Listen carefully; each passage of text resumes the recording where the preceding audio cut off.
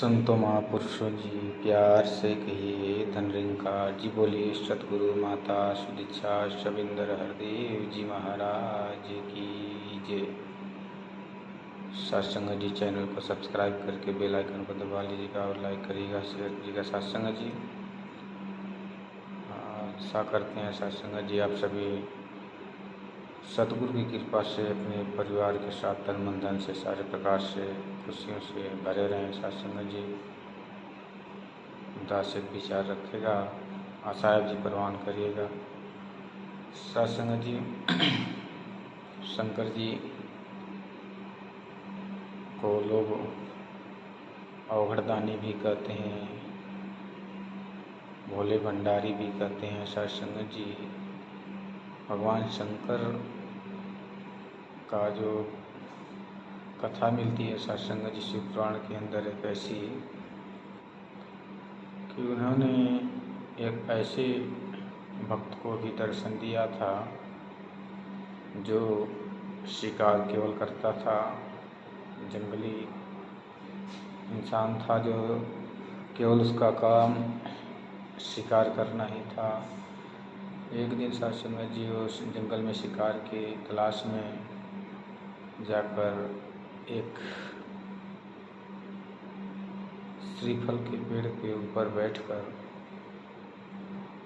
अपने शिकार का इंतजार कर रहा था, तीर धनुष लेके सत्संग जी। और दिन बीत गया भूखे प्यासे रहकर, और वो सत्संग जी पूरे दिन उसका शिकार नहीं मिला, और उसी के इंतज़ार में वो रात को भी वहीं रुक गया।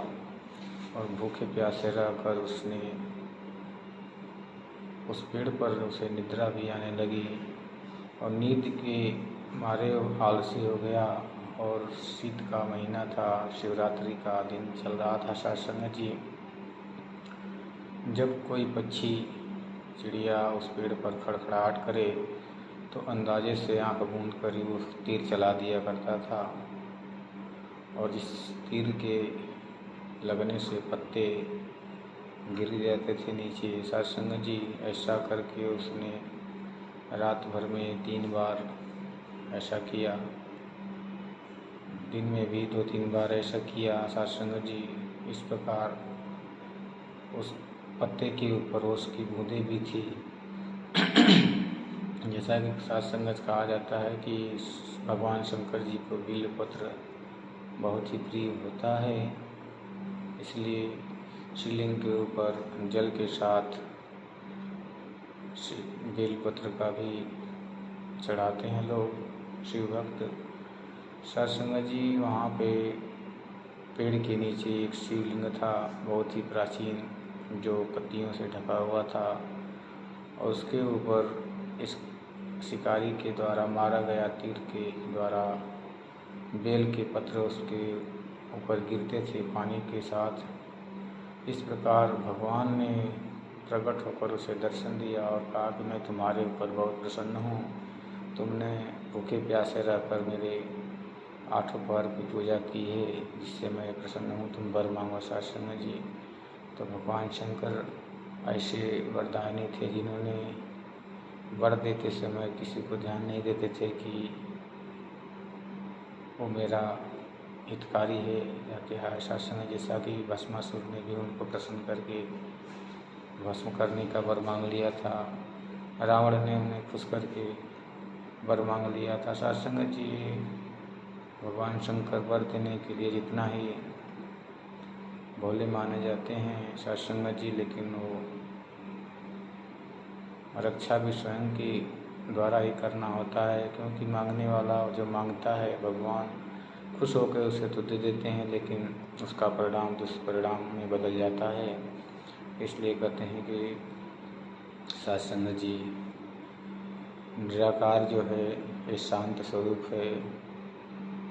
हो सकता है इसकी पूजा अर्चना वंदना करने में मन को भले ही उतनी सुख का आनंद न मिलता हो किसी को, लेकिन ज्ञान लेने के बाद जो सुख प्राप्त होता है उसका बयां जुबान से नहीं किया जा सकता। क्योंकि कहते हैं कि जब आत्मा परमपिता परमात्मा से मिलकर आपस में जो खुशी मिलती है इस आत्मा को अंदर अंदर, ये इतनी खुश होती है सत्संग जैसे कोई बिछड़ी हुई रूह जब मिलती है तो ये आत्मा गदगद हो जाती है सत्संग जी। इसीलिए कहते हैं कि परमपिता परमात्मा सब तेरी संतान, भला करो सबका प्रभु सबका हो कल्याण। सत्संग जी आत्माएं जितनी भी होती हैं सभी इस परमपिता परमात्मा की अंश हैं। कहते हैं ईश्वर अंश जीव अविनाशी चेतन अमर सहज सुख राशि। सत्संग जी जब इंसान चेत कर लेता है